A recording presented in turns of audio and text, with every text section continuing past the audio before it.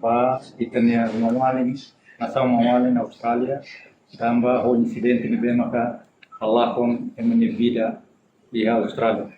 Ita hotu ato itania condolência, solidariedade ba Australia, ita hein kata ita fiar governo Australia, o sistema Australia vele proteja pela pali cidadão Australia para na fatin gozan in liberdade, gozan in dignidade e Austrália.